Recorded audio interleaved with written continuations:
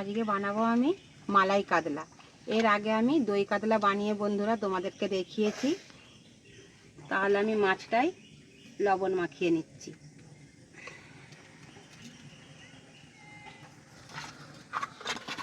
আর দিচ্ছি লেবুর রস।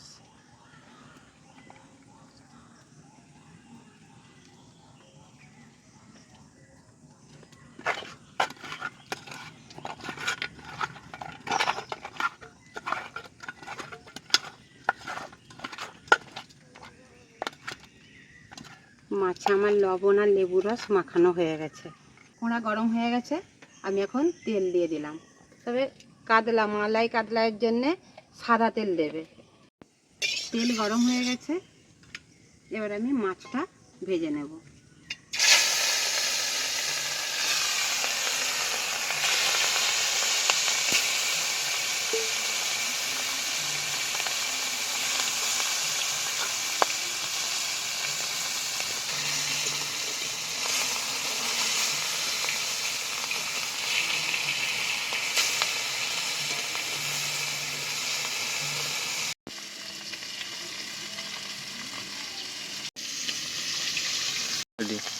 মাছ ভাজা হতে হতে আমি এই মশলাগুলো বেটে নিয়েছি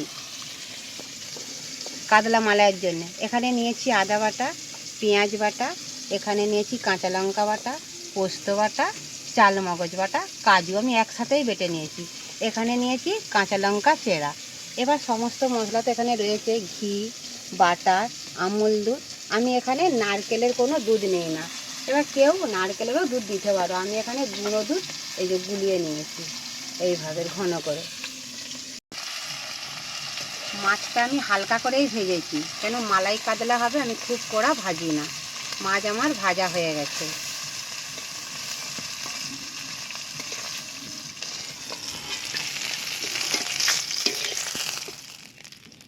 মাছটা এইভাবে হালকা ভাজতে হবে। মাছ ভাজার তেল আমার কড়াতে আছে, তেল আমি আর দেবো না। এবার আমি মশলা ভাজার জন্য ঘি দিচ্ছি।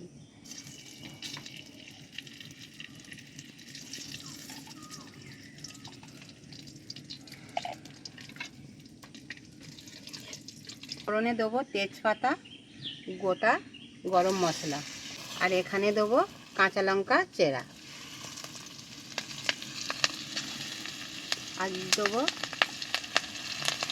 কালো জিরে।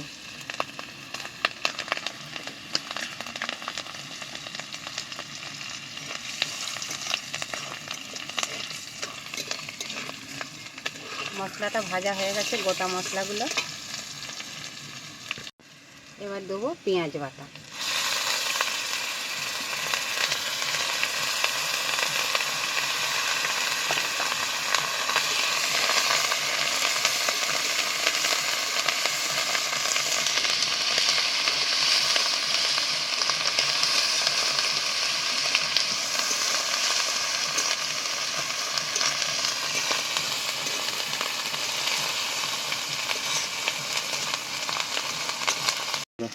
এক চামচ আদা বাটা।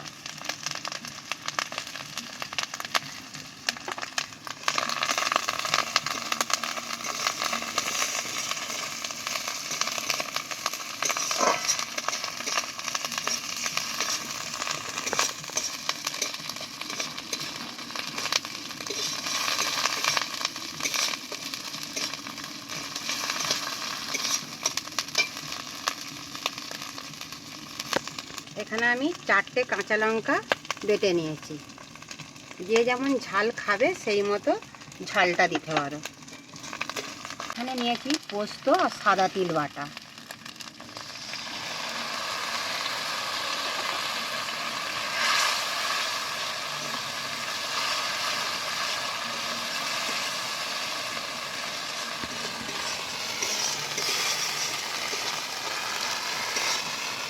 এখানে আমি নিয়েছি কাজু আর চাল মগজ বাটা, একসাথেই বেটে নিয়েছি।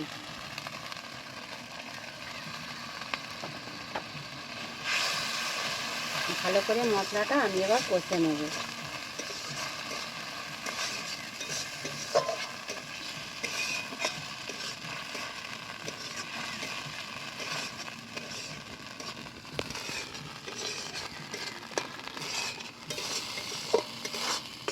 মালাই কাতলা করার জন্য আমি এখানে চিনি দিলাম।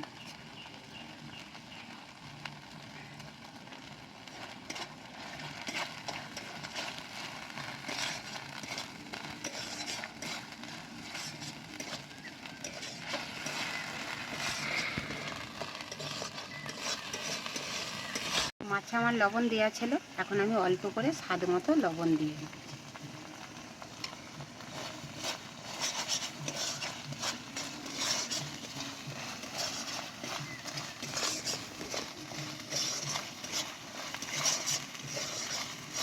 মশলা আমার ভাজা হয়ে গেছে, সুন্দরভাবে তেল ছেড়ে দিয়েছে মশলার থেকে। এবার আমি গুলিয়ে রাখা এই আমুল দুধটা দিয়ে দেবো। এখানে আমি গুঁড়ো দুধ গুলি দিয়েছি, কেউ কেউ গরুর দুধ, নারকেলেরও দুধ দিতে পারো।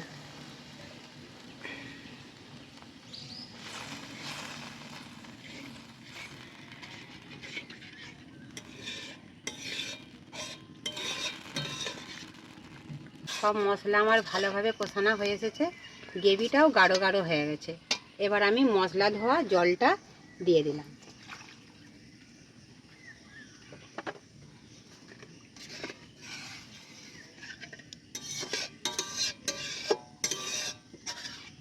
তবে আর জল দেবো না, এই জলেতেই আমার মাছ হয়ে যাবে। মালাই কাতলা এই গ্রেভিতেই আমার সম্পূর্ণভাবে হয়ে যাবে। গ্রেভি আমার ভালোভাবে ফুটে গেছে, এই যে গাঢ় গাঢ় হয়ে গেছে। এখন আমি মাছটা দিয়ে দেবো, দিয়ে ভালো করে মাছটাকে সেদ্ধ করতে হবে। মালাই কাতলার জন্য এই রকম মাছটা হালকা ভেজে ভালোভাবে সেদ্ধ করতে হবে। বেশি মাছ ভাজলে হবে না।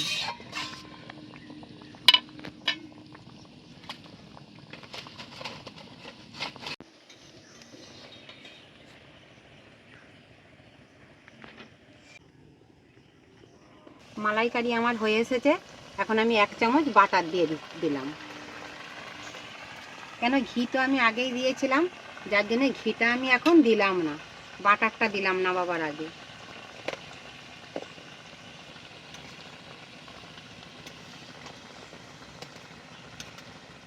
এই গরমে গলে যাবে। ঘন হয়ে গেছে গ্রেভি, একদম ঘন ঘন হয়ে গেছে।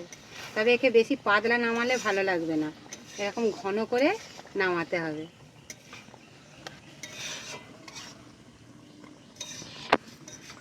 মালাই কাতলা আমার পুরোপুরি রেডি হয়ে গেছে।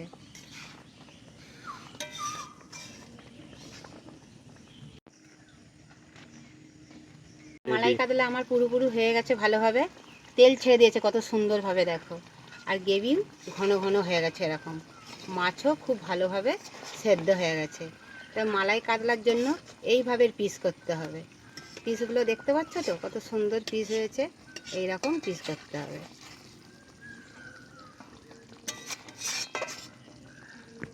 আমি এখন তুলে নেব।